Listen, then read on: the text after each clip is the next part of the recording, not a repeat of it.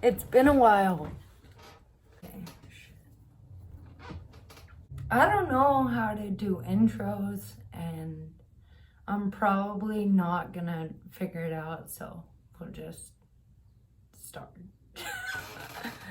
I have not made a video in a while. There's kind of a lot of things that have been going on in my life personally. I think this is the perfect time to share. A couple days ago, I passed my 5-year mark of being diagnosed with Friedreich's ataxia. I wanted to make a video once I knew I was in a good place mentally and physically. I don't know if you can tell, but my last video, I was a little bit heavier.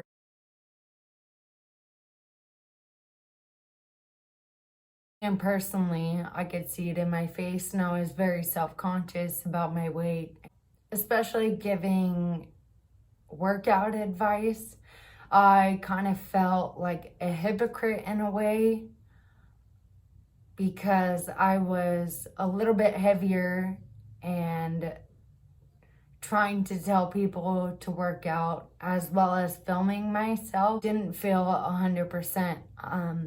I felt good working out, but I didn't feel good on camera. This is kind of my 5-year update.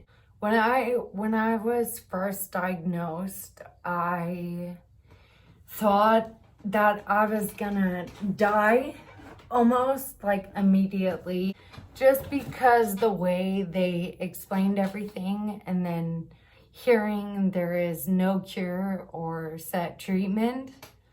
That was really hard to hear. One of the things that I want to reiterate is, for me, every time I have gone to the doctor, I've always received some kind of answer for treating whatever ailment it was. A broken bone or, an infection or something.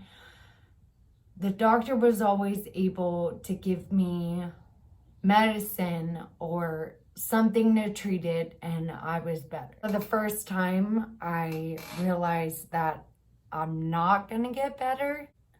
I don't want to go too much into my diagnosis story.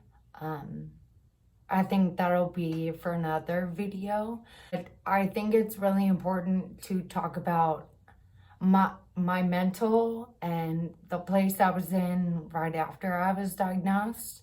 You may see me on social media or whatever, and I'm generally positive and have a sense of humor about things, but initially after my diagnosis, I don't think that existed.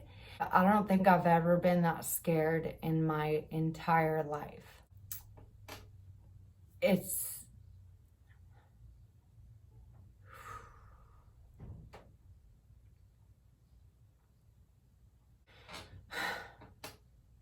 shit. I was just drinking a lot to numb. And I know that's why a lot of people drink in general, but with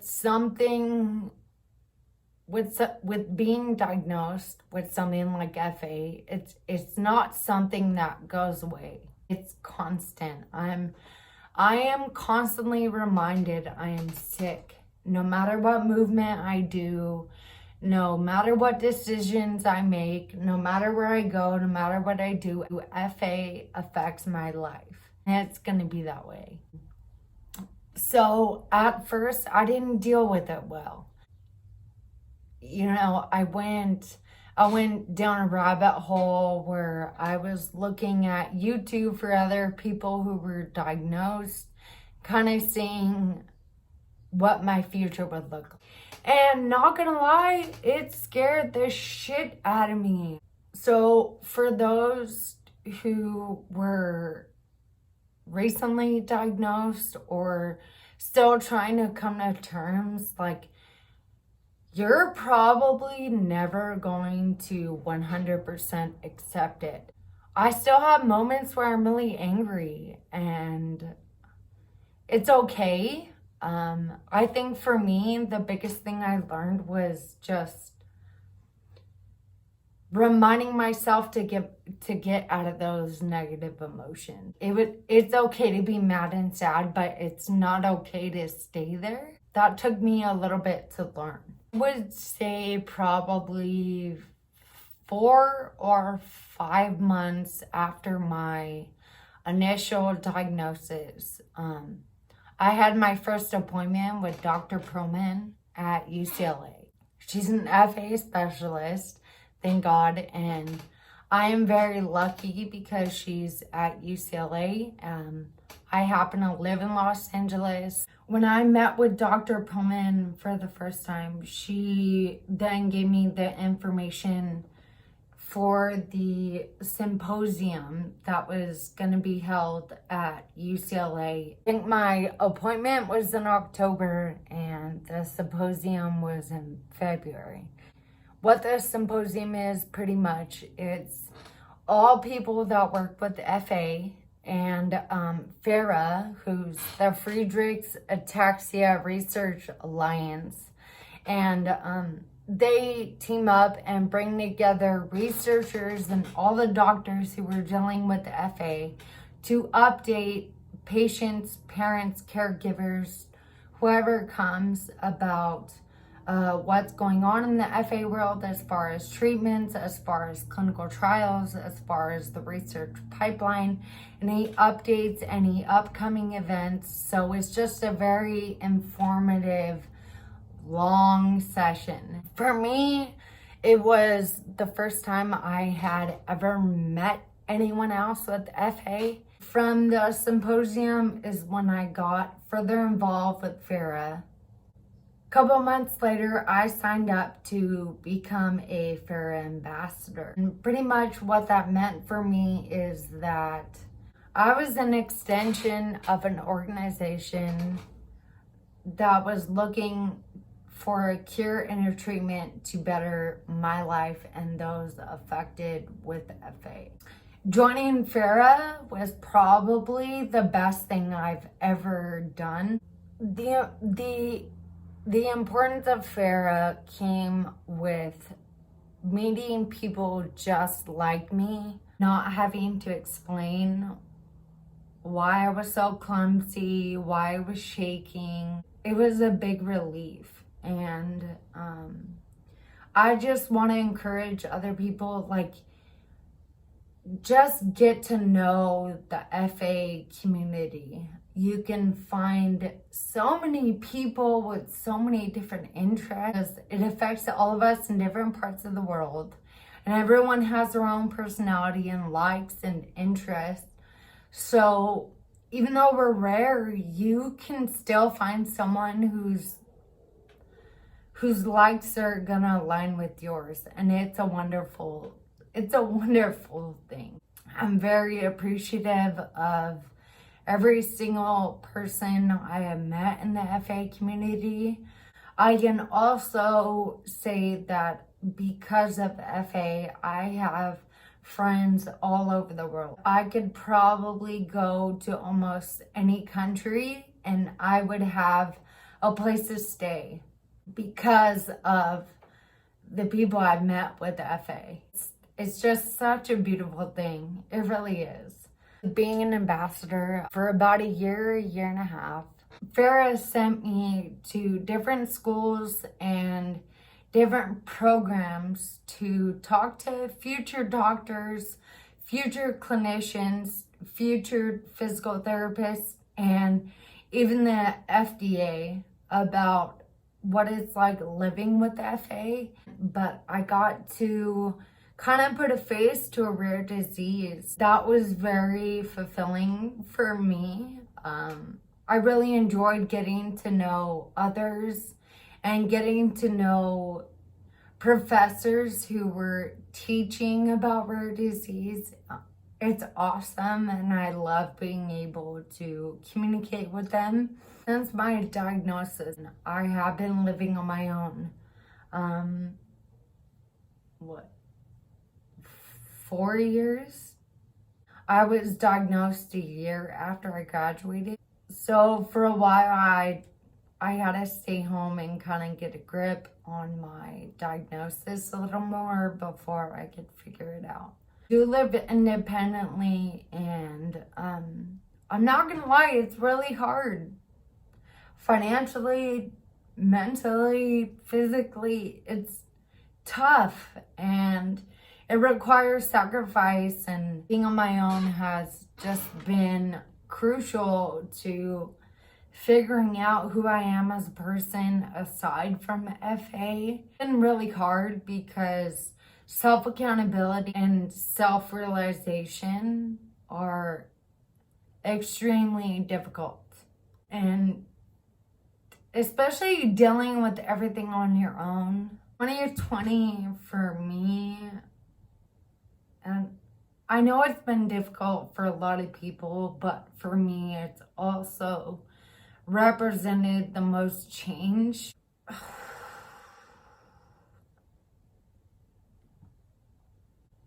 not gonna cry because my makeup looks small. Everything changed for me as soon as Kobe Bryant died. Not to say that it hasn't been hard on a lot of people, because obviously it has been. And 2020 is the weirdest freaking year I've ever experienced. I'm gonna bring it back to Kobe. I think with him passing and then seeing how much one human being affected so many others, people who didn't even like basketball were devastated.